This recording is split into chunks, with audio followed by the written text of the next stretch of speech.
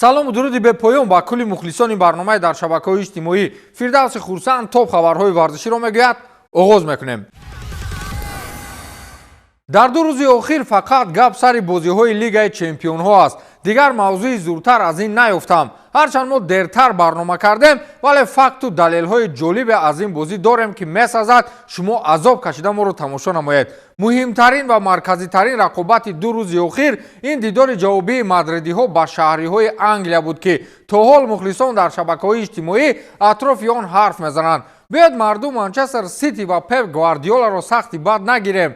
марҳилаи таназзули худро паси сар мекунанд ва аз мӯйҳои сар зиёд мушкилиҳое доранд, ки бояд ҳал шаванд. аммо гап сар ин аст, ки Манчестер Сити ку бой дод. аммо чаро мухлисони Реал мухлисони Барселонаро масхара мекунанд? Сити ба Барселона чӣ алоқамандӣ дорад?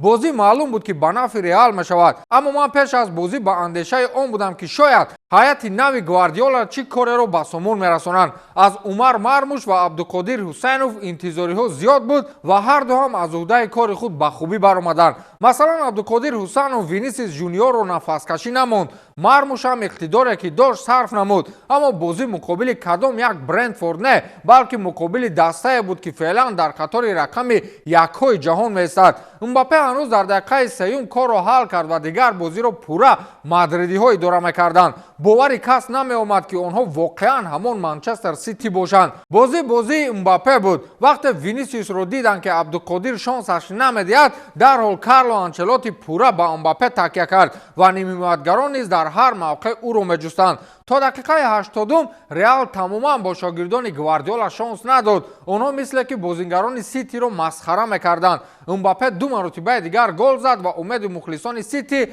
тамоман канда шуд. аламовараш он аст, ки онҳо боз ҳамон овезаи акси туби тиллоии Родригро барои асабӣ кардани Винисиус оварданд, вале ба истилоҳи русӣ успед накарданд, ки онро дар минбар нишон диҳанд. Мбаппе нагузошт, ки онҳо ин корро кунанд. дар 3 дақиқа гол зад ва овеза ҳамон хел аз дохили ҷуздон берун набаромада ба шаҳри Манчестер рафт. ҳолам бояд мебаромад, аммо шояд хоҳиши худаш буд, ки ба обу рӯ ва бидуни шармандагӣ аз Испания ба Англия равад. мабодо аз ӯ пурсанд, ки чаро Сити бой дод. ӯ ҳадди ақал гуфта тавонад, ки ман набудам барои ҳавай. Зинедин Зидан аз минбари майдон тамошо мекард, ки чӣ хел Мбаппе пеши чашмони ӯ хетрик мекунад. забони ман бояд бурида шавад, ки дар аввалҳо мегуфтам Мбаппе фазои дастаи шоҳонаро вайрон мекунад. дар голи дуюм дидед чӣ хел Родриго ва Мбаппе Ҳусайновро тоқа монданд. Родриго тӯбро аз миёни пойҳои Ҳусайнов гузаронд ва Мбаппе Рубен Диашро бо як фиреб рӯи замин хобониду тӯбро дохили дарвоза кард.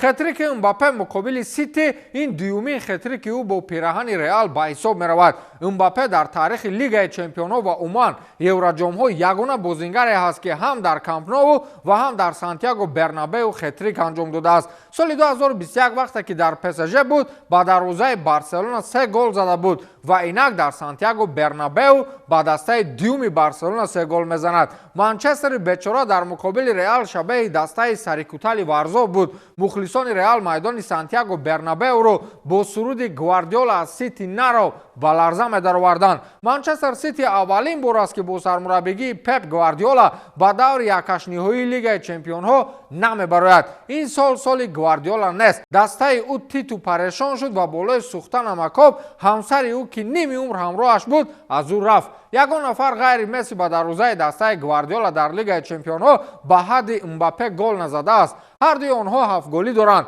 хулоси калони калон Реал пеши чашмони Зидан ва Тони Крос, ки дар минбари майдон буданд, Манчестер Ситиро бо ҳисоби 3-1 шикаст доданд ва ҳисоби умумии бозӣ 6-3 гардид. далели бадтарин барои Пеп Гвардиола. дар тамоми тӯли фаъолият Гвардиола ягон мавсим мисли ин мавсим шикаст нахӯрдааст. 13 мағлубият дар мавсими ҷорӣ ин антирекорди мутахассиси Испания аст. мухлисони Реал боз мегӯям, биёед ҳамин Манчестер Ситиро сахти бад нагиред. шумо командаи мардакӣ ҳастед, ку мардӣ набувад фитодаро пой задан.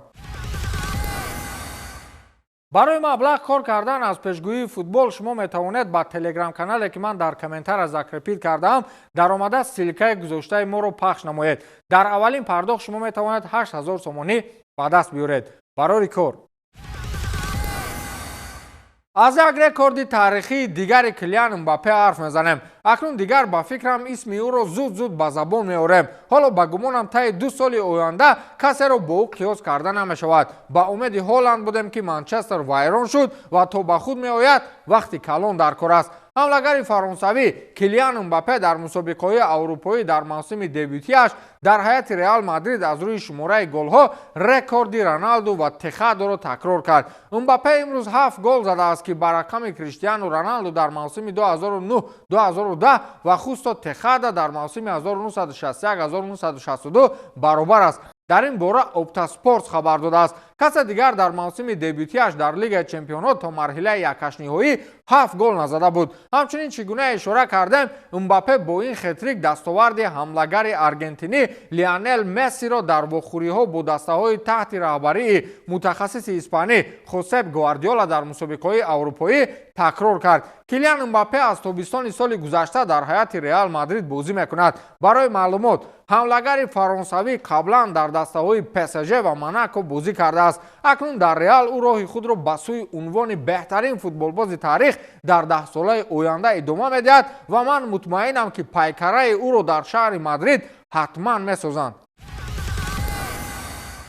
ман боз такрор мекунам ки агар мухлисони Реал ва Манчестер Сити бисёр намебуданд, пас бозии ПСВ ва Ювентус яке аз беҳтарин бозиҳо дар ҳафтаи охир унвон мегирифт. инро касоне мефаҳманд ки ҳамин рақобатро тамошо карда бошанд. Ювентус дар бозии аввал бо ҳисоби 2-1 ғолиб омада буд ва мо гуфтем ки дар бозии ҷавобӣ низ такроран ғолиб мешавад. аммо нидерландиҳо воқеан дар як ҳафта сахти бад омода шудаанд. ман рости гап ин бозиро такрор тамошо кардам ва ин ҳам дар ҳоле буд ки ман саҳар хеста чунин сарлавҳаро дар расонаҳои иттилоотӣ хонда ҳайрон шудам.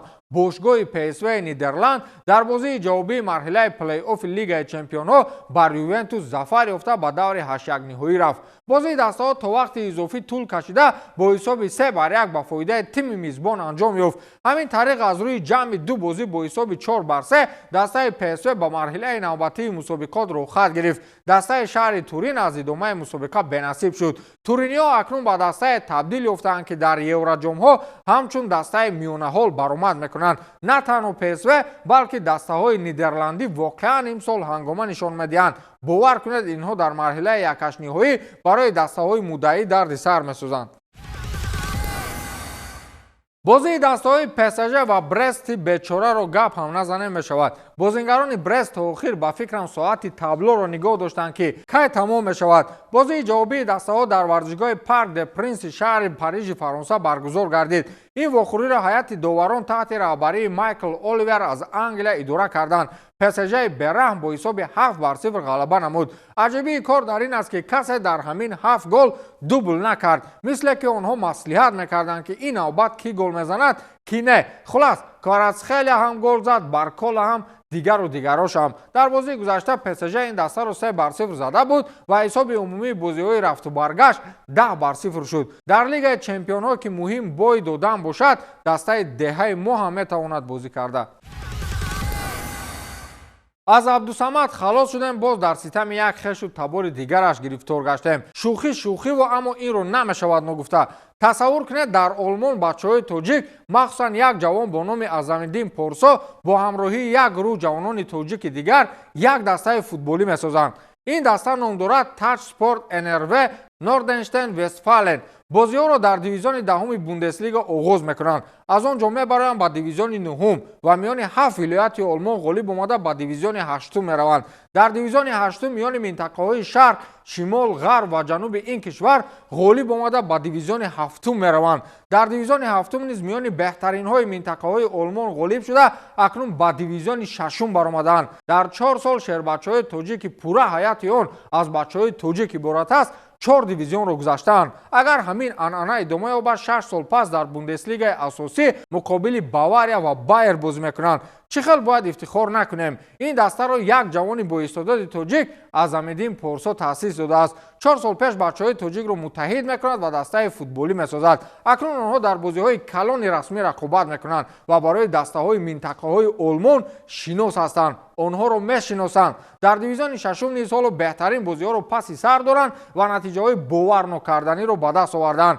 чӣ хел дигар аз азамиддин порсо бар ин ҷавонони бонангу номуси кишвар ифтихор накунем? Барои ин даста ва футболбозони ин даста муваффақиятҳои пайдарпайро хоҳонем. мо ҳамаи бозиҳои шуморо пайгирӣ мекунем.